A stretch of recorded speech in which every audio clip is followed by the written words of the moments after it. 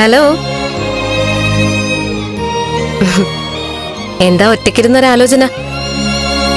ആലോചിക്കാൻ എന്തൊക്കെ കാര്യങ്ങൾ കിടക്കുന്നു. ഇപ്പൊ ചിന്തിച്ചത് ദേവിക പറഞ്ഞത്. ഏത് വിധേനയും ആ തനൂജയെ ബലരാമനങ്ങൾ മകളായിട്ട് ഏറ്റെടുത്താൽ ചന്ദ്രോത്ത് സമാധാനം വീണ്ടു കിട്ടുമല്ലോ. ദേവിക പറഞ്ഞതനുസരിച്ച് തനൂജയെ അവരെ ഏറ്റെടുക്കാൻ വഴിയുണ്ട്. മുരളേട്ടൻ വന്നേ, കഴിക്കാന്നും പറഞ്ഞ് അമ്മ അവിടെ ഇരിപ്പുണ്ട്. ദാ 100 ആയുസാണല്ലോ, നോക്കിയേ. ഇപ്പൊ പറഞ്ഞതേ ഉള്ളൂ. എന്നെ പറ്റിയാണോടാ? അല്ലല്ല, നിന്റെ പെണ്ണിനെ പറ്റി.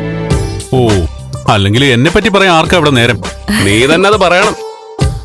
പിന്നെ നീ കൂടുതൽ വർത്താനൊന്നും പറയണ്ട. എടാ, ദേവികയെ പറ്റി പറഞ്ഞ നീയും അതിൽ ഉൾപ്പെടുമല്ലോ. ഓ, അല്ല, എന്താ ഈ രാത്രിയില്? വെറുതെ വന്നതാണേ. ഇരിക്കടാ. ഇരിക്കാനൊന്നും സമയമില്ല മോനെ. വരുന്നു, നിന്നെ കാണുന്നു, പോകുന്നു. അതാണ് ഞങ്ങളുടെ ഷെഡ്യൂൾ. അതെന്താ മോനെ അത്രയ്ക്ക് ധൃതി? അല്ലാൻ്റെ അവിടെ അമ്മയ്ക്ക് എപ്പോഴും ടെൻഷനാ. കാറ്റത്ത് ജനലടഞ്ഞ പോലും പേടിയാ. ഞങ്ങൾ ഇങ്ങോട്ട് ഇറങ്ങിയപ്പോ പറഞ്ഞു പെട്ടെന്ന് ചെല്ലണേന്ന്. അതെ, പേടിയുണ്ടൊന്നും ആവില്ല. മരുമോളെ കാണാഞ്ഞിട്ടാവും.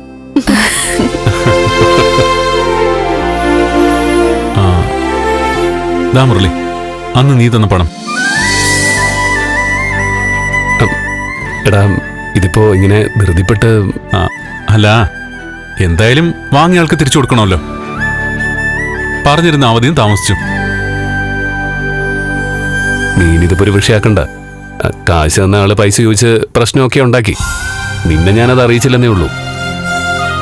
പിന്നെ ഞാനതങ്ങ് അഡ്ജസ്റ്റ് ചെയ്ത് കൊടുത്തു. എടാ, തൽക്കാലം എന്തെങ്കിലും ആവശ്യം ഉണ്ടെങ്കിൽ വെച്ചോ. സൗകര്യം പോലെ തന്നാ മതി. അത് വേണ്ട. ഇരിക്കട്ടെ മുരളിയേട്ടാ, ഞങ്ങളുടെ കയ്യിൽ വെച്ചിരുന്ന ചിലപ്പോ അത് ചെലവായിപ്പോ. എന്തൊരു വിധിയാ ദൈവമേ. എന്താ അമ്മേ? കാശിന്റെ മോളിൽ വളർന്ന കുഞ്ഞാ. എല്ലാവർക്കും വാരിക്കോരി കൊടുത്ത വീട് ഇപ്പൊ പലിശയ്ക്ക് കടം വാങ്ങുന്നു. അതിനെന്താ ആന്റി, കാശ് ഇന്ന് വരും, നാളെ പോകും. അങ്ങനല്ലേ ചൊല്ല്. അല്ല, തനുജയുടെ കാര്യമൊക്കെ എന്തായി? വൈകാതെ എല്ലാ പ്രശ്നങ്ങളും അവസാനിക്കുന്ന തന്നെയാ ഗൗരി വിശ്വാസം. പക്ഷേ ഒരു കാര്യത്തിൽ തനൂജ ചോദിക്കുന്ന ചോദ്യത്തിന് ഉത്തരം കൊടുക്കേണ്ട ബാധ്യതയുണ്ട്. ഒരാൾക്ക് അമ്മയാരാണെന്ന് അറിയാനുള്ള അവകാശമുണ്ടല്ലോ. അങ്കിള് വേണം പറയാൻ.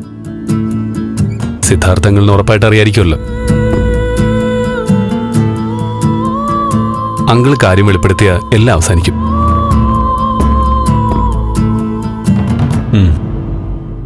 അച്ഛനെല്ലാം തീരുമാനിക്കട്ടെ.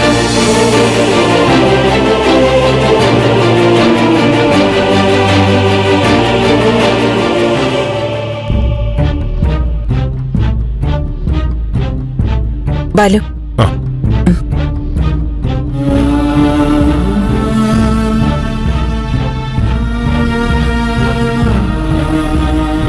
ഞാൻ ലൈറ്റ് അണച്ചിട്ട് വരാം. ചന്ദ്രേ, എന്താ ബാലു?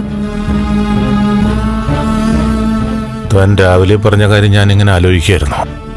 എന്ത് കാര്യം? നമ്മുടെ മോള് പോയി. ഇനിയുള്ള ജീവിതം റിയൽ ലൈഫ്. ആത്മഹത്യ ചെയ്യാൻ ധൈര്യമില്ലാത്തതുകൊണ്ട് ഇങ്ങനെയൊക്കെ ജീവിച്ചു പോകുന്നല്ലേ. സത്യം. മറ്റൊരാൾക്ക് വേണ്ടി ജീവിക്കുമ്പോഴാണല്ലോ നമ്മുടെ ജീവിതത്തിനൊരർത്ഥം ഉണ്ടാവുക.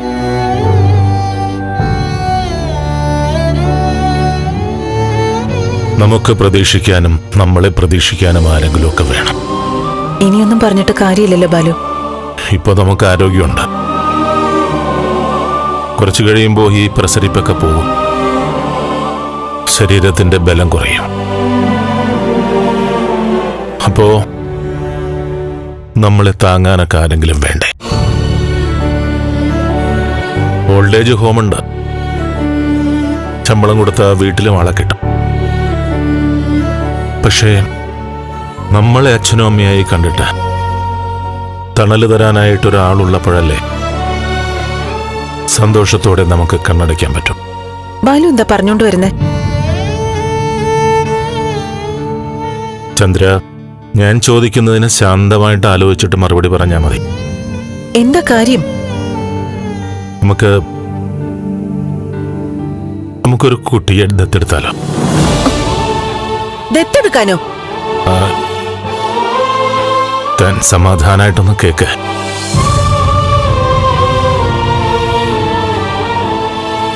നമ്മുടെ രക്തത്തിലല്ലാത്ത ആര് വന്നാലും അകന്നു നിൽക്കുന്നതായിട്ടേ നമുക്ക് തോന്നും. ഫ്ലവേഴ്സ് സ്മാർട്ട് ഷോ ശനി ഞായർ ദിവസങ്ങളിൽ രാത്രി 9:30 ഫ്ലവേഴ്സിൽ.